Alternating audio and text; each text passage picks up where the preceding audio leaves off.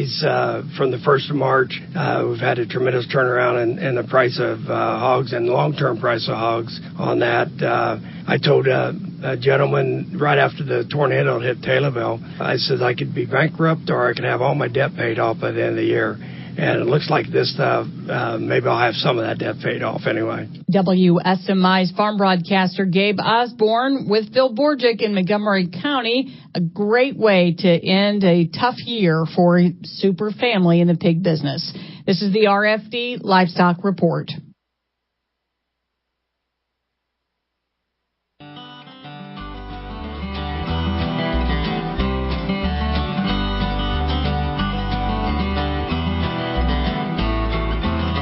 Hey, good day to you. Welcome to RFD Illinois. I'm Rita Frazier. DeLoss is in Kansas City at the U.S. Meat Export Federation's spring meeting. He'll be along in the second segment today. A nice interview covering major topics in the industry, African swine fever, China, much more. In fact, they'll promote a panel discussion that will be happening there in KC on Friday. The industry comes together to talk about not only African swine fever, but animal health in general. Some good stuff there. In the first segment, we'll cover all that's happening here in the state. More rain, more recommendations, more thoughts for farmers digesting their options in the next week or so. Dale Durkoltz will join us also with a recap of yesterday's markets, what's impacting the markets. Not only, we've heard the speculation on the mitigation payments, what those details will hold for farmers. He'll talk about that, plus much more, and a little bit more about the extended forecast as we go into the month of June. We will have an updated weather forecast from Dan Hicks at Freeze Notice Weather, and Jim Taylor will be along with the overnight markets and the recap of all that took place in trade yesterday. That comes your way on this edition of RFD Illinois. Stay with us.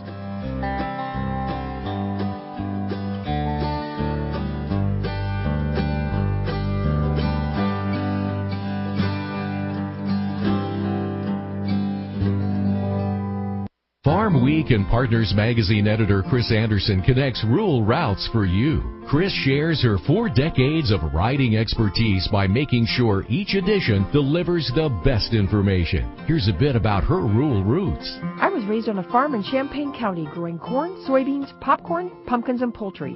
My top priority is to inform, educate, and even entertain Farm Bureau members. Be it routes or roots, RFD Radio, FarmWeekNow.com, and Farm Week keep you connected. From midnight snacks to holiday gatherings, food is a part of our culture that brings us together every day. To make sure we all have food on our tables, Illinois farmers are going beyond planting crops and raising animals. We're making sure the wildlife that helps our food grow has homes too. To learn more about conservation efforts, visit ilfarmersconserve.com. Preserving our water, protecting our land, providing our food. This message brought to you by Illinois Farm Bureau.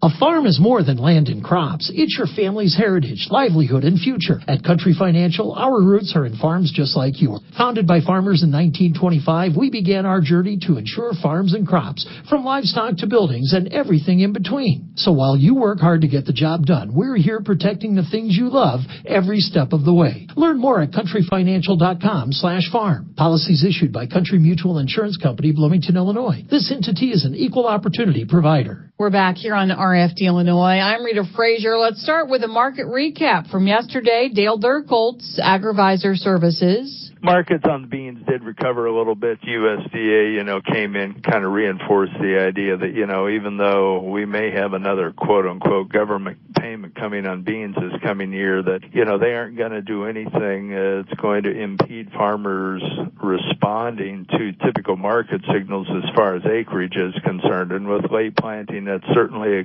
concern this year. So yesterday when the news came out, everybody was, wow, with this, will farmers shift a lot of acres from corn to beans? And, now that's not so certain. It's not a slam dunk. So I think we'll back away. Weather stays in the mix at this juncture, certainly with the pace of planting that we've had this year. And so far, there isn't anything on the agenda weather-wise that says we're going to change, albeit, when you look at the long-range stuff, it does look like maybe we'll have a little bit better opportunity as we get into the first part of June, be it weather's going to turn a little cooler, and some of those real long-range forecasts are starting to show some coolness in the mix out there, even for the month of June itself. So we're going to have to be careful about that because that has some impact back into what the development process will be.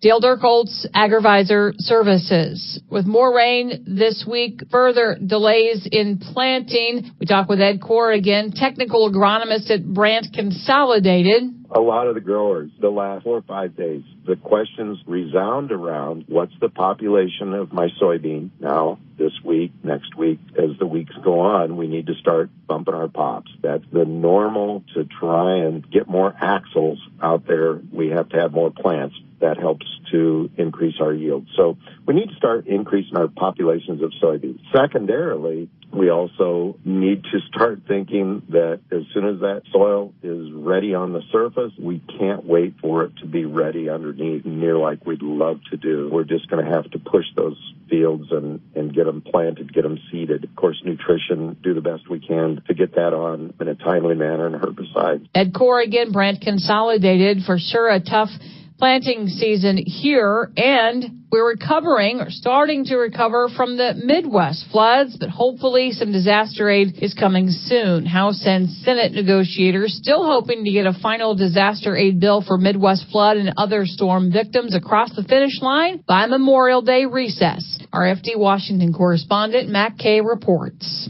Senate Majority Leader Mitch McConnell planned to vote in his chamber with or without a deal with the House on a disaster aid package nearing some $20 billion, including $3 billion for farm and other rural losses. The Senate will vote on disaster relief this week. The members of this body will not return home for Memorial Day without taking further action to help these struggling communities. McConnell said House and Senate negotiators were continuing midweek to zero in on a final bicameral deal.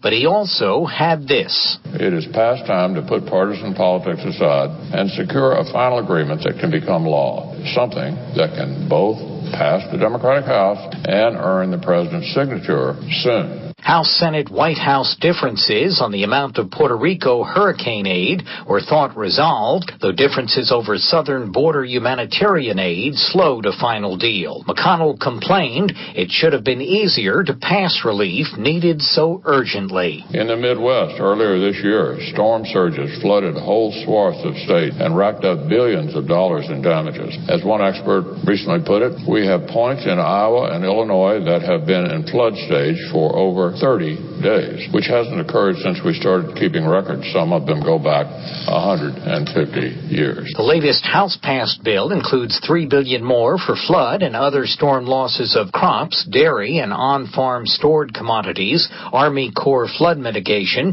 and grants to rebuild homes, businesses, and public facilities. For the RFD Radio Network, Matt Kay on Capitol Hill. Thanks, Matt. The loss is back from Kansas City and the U.S. Meat Export Federation spring meeting. This is RFD Illinois. The Illinois economy runs on our homegrown agricultural products. Our dairy, beef, pork, corn, and soybeans grow the agricultural industry by nearly $20 billion each year. But we don't just grow Illinois, we grow North America. Canada and Mexico account for over $45 billion in U.S. agricultural exports, and they support more than 1 million American jobs. Exports to Canada and Mexico matter to everyone in the agriculture and food industries. A message from Illinois farmers and their checkoff programs. When it comes to social media, Sabrina Berkowitz connects rural routes for you. Sabrina covers a broad range of ag topics, so Farm Bureau members are the first to know about key issues. Here's a bit about her rural roots. I grew up with a grain and livestock farm in my extended family, and today I really enjoy helping people learn how to use social media to advocate for agriculture. Be it routes or roots, RFD Radio, FarmWeekNow.com, and Farm Week keep you connected. In Kansas City, U.S. Meat Export Federation is having its spring conference. Dan Holstrom is president and CEO of USMAF. Okay, let's talk about China, because there's so much to talk about with China. One, we see numbers. You don't see full inventory numbers, but you keep seeing 20% herd loss month after month.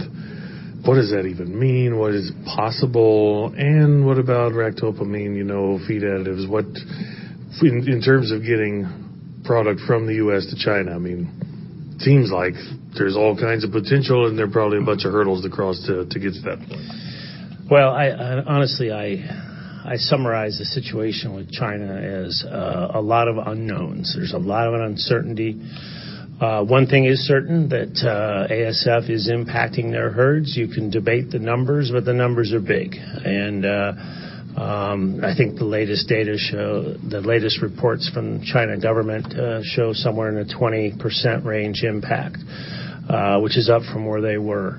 So yes, there will be an impact, but what does that mean to the U.S. is not so clear, because as you know very well, today we sit here with 62% duties on pork, and we're at 37% duties on beef. Without a doubt, that's impacting our ability to expand the business into China. So you throw all this together, I don't think anyone really knows how it'll turn out. But one thing is for sure, this shortage of meat, which has not hit China yet, it'll take time to work through the inventories, but when they do, there is, because of the shortage of hogs today, and we all know the cycle, 6 months to 9 months from now, you can probably expect a shortage of meat. This has the potential to impact trade flows globally. And, if it doesn't mean a huge amount of incremental business directly for the U.S., then our competitors may see it, but then we may backfill in other places. Examples could be Philippines and Vietnam, which have a high percentage of EU share of pork. That could be areas where we might see some disproportionate growth. But really, you got to look at it, the world as a whole, when you're talking about China, because of all the questions that are not answered. Well, that's a bundle. When you think about China, there are two thoughts. One is the possibility of increased product to be moved to them, and then the other one to be concerned about is anything coming from them. You're going to have a panel discussion Friday about African swine fever, and Craig Eibach with USDA just in testimony said that if it were to hit, we're ready, which is a bold statement, but I'm sure it's one of those things that 100% attention toward, and just also talk about the unknowns. It's certainly out there. Yeah, without a doubt. And I think the priority for the industry, and we are in a full agreement with the priority right now, is to protect North America from ASF, and we're all in on that. We traditionally bring a lot of buyer teams from all over the world to the U.S., and we have discontinued that with any of these regions, mainly China, but other ones like Vietnam as well. We are discontinuing that process, at least for the time being, until some of these questions are answered. But yes, I couldn't agree more that first and foremost, let's protect, and I don't just say U.S., protect North America, because really the North American bloc is one trading, agricultural community, so to speak. Well, yeah, especially if USMCA continues to improve and, the trucks just start running, then, the gate's open at that point. Exactly right, yeah. So, we need to really think about North America as a whole. As a region, it's the largest trading region in the world for us. Japan may be the largest market, but you add Canada and Mexico together, and it's on beef and pork. It's roughly approaching 40% of our business, so there's no more important region to take care of than our own close area here in North America. Roughly, what impact does all of this make on each carcass? Thinking about cattle and hogs, just how important is it to have this kind of business all around the world? Well, if you look at 2019 for the quarter year to date, we're at $336 a head on a beef carcass, and that's without the rendered products and the hide, so it's really probably more like $360 a head. And on the pork side, year to date for the first quarter, you're looking at roughly $46 a head. So, without a doubt. But it's really not that simple, because every country is important in a different way because the product mix varies by country. So really the key is to maximize value. Japan is very important on the pork side for the loin complex. Korea is very important for the shoulder complex. Mexico is important for the ham. So if you look at it that way, the combination of these countries adding value is really the key. And the same thing on the beef side. Short plates and tongues and chuck rolls, very important on the Japan side. Rounds and chucks down in Mexico. So there's some method to the madness in terms of where these products go. There's a reason they go to these different places because the value is being maximized. Now, thinking about this then, and going back to the ASF discussions, and also going back to 15 years of work just to get Japan to open its doors a little bit. So, I mean, there's just so much at stake here with this animal health issue, because I don't even want to think about what markets could do if something were to happen domestically. Yes, and this is why the focus of the industry, the beef and pork industry, not only MEF, but you've got NAMI, you've got Pork Board, you've got NCBA. Everyone is focused on doing the right thing, not only on ASF, but animal health in general, and protecting what we have here. Because let's be honest, the largest destination for products is still the domestic market. The fastest growing segment is the export market, but the way it works is when the two work together. And, one of our strengths, marketing our products internationally, is the safety factor. We have the safest product in the world.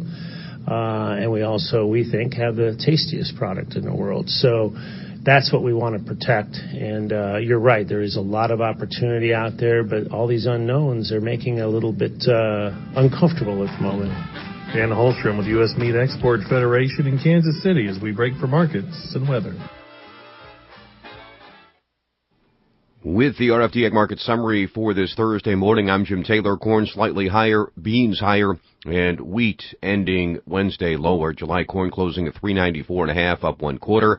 September corn up a penny, $4.03 3/4. December corn up 2 1/4, $4.12 3/4. July beans closing at $8.28.5, up 6 1/2. August beans up 6 3/4, $8.35.5, and September beans $8.42 1/4, up 6 3/4. July wheat closing at $4.72 3/4, down 6. September wheat down 5 1/4, $4.80 3/4, and December wheat $4.94 1/4, down 4. July bean meal $2.98.30, up $3. July bean oil $27.31, up 17 cents. In current electronic overnight trading, July corn up 1 3/4, September corn up 1 1/2, December corn up 1 1/2, $4.14 1/4. July beans in the overnight up 1/2, August beans up 3/4, September beans up 1/4, $8.42 1/2. July wheat in the overnight up 6 3/4, September wheat up 6 1/4, and December wheat up 5 3/4. $5 even. The outside markets, July Brent crude oil down $1.19 a barrel, $70.99. The June gold contract $12.75.10, up 90 cents. In the livestock market from Wednesday, June lean hogs $89.65, down 45 cents. July lean hogs down 32 cents, $91.05. June live cattle $110.65, down 20 cents. August live cattle down 32 cents, $107.95. May feeders $135.45, up 107. August feeder cattle $142.60, down 40 cents. Cash livestock at Greenville Livestock Auction this week. Steers $129 the top. Illinois direct barrels and gilts trading weak on Wednesday at 50 to 58. And I'm Jim Taylor for the RFD Radio Network.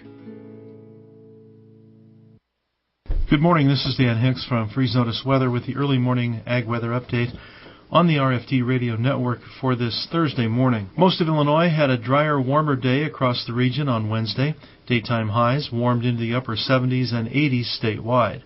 Thunderstorms made a return, though, to the state overnight, especially over the northern 3/4 of the region. Some of these thunderstorms overnight did produce some severe weather, as well as some pockets of locally heavy rainfall. The area of showers and thunderstorms now affecting Illinois will gradually weaken and diminish through the morning hours. Many areas of the state will have some dry time this afternoon. Daytime highs across Illinois today will be in the 70s and 80s. Near to above normal temperatures are expected across the region tomorrow through the Memorial Day weekend, with highs in the 70s and 80s across the state. An active weather pattern will continue with fairly frequent chances for showers and thunderstorms occurring across the state through the first part of next week. Right now it looks like greatest coverage and amounts of rain tomorrow through the weekend will favor the central and northern part of Illinois, where some areas will pick up at least some 1/2 to 2 inch rainfall through early next week, along with a few locally heavier amounts. Coverage and amounts of rain will tend to be a little bit less during this period of time in the southern part of the state, as well as a large part of the Ohio Valley. This active weather pattern will continue into the middle part of next week, with 6 to 10 day rainfall amounts averaging near to above normal over a large part of the Midwest, although some parts of the far southern Midwest could see below normal 6 to 10 day rainfall amounts. 6 to 10 day temperatures will average near to above normal across the state. We may see a slightly longer dry period returning to Illinois later next week, but overall at least normal rainfall is expected across much of the Midwest on into the 11 to 15 day time frame. Once again, I'm Dan Hicks from Freeze Notice Weather. Farm, family, food. Those 3 words best describe Illinois Farm Bureau. Farm. For 100 years, Farm Bureau in Illinois has represented and served the men and women who make Illinois one of the top food-producing states. Family. At the heart of rural Illinois are traditional farm families who work together through Illinois Farm Bureau. And food. Farm Bureau families are proud to grow the healthy food they provide their families and yours. Farm, family, food. The heart of Farm Bureau in Illinois. As you prepare for planting season, remember your neighbors. Whether you're an applicator, grower, or beekeeper, use FieldWatch to register your farm and monitor for sensitive sites around you. FieldWatch is a free, easy-to-use online mapping tool. Consulting FieldWatch is now a requirement for the over-the-top use dicamba products. Communicating with your neighbors will help you protect your farm and the environment. Don't wait. Go online to fieldwatch.com. Growing agriculture. We grow best together. All Ag. All Illinois. All Now. There are a lot of smartphone apps out there, but do they have what's important to us here in Illinois? The Farm Week Now app does, and it's always at your fingertips. All Ag, all Illinois, and 24/7 where and when you need it for free. Go to your app or Play Store on your smartphone, hit search, type in Farm Week Now, that's one word, and download it today. Brought to you by Illinois Farm Bureau, where we're all about farm, family, and food. When it comes to our members, Chris Magnuson connects rural routes for you. Chris leads Illinois Farm Bureau's efforts to provide valuable information to our members. He has spent 2 decades with IFB. Here's a bit about his rural roots. I grew up on a farm with corn, soybeans, and Christmas trees.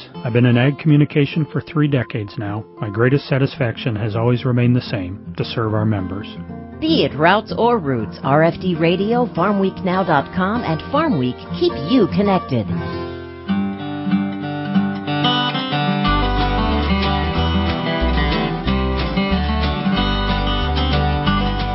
That is all the time we have for this edition of RFD Illinois. Thank you for spending some time with us today. We always salute an Illinois town or community. Today we say good morning to those who live in Waverly, Morgan County.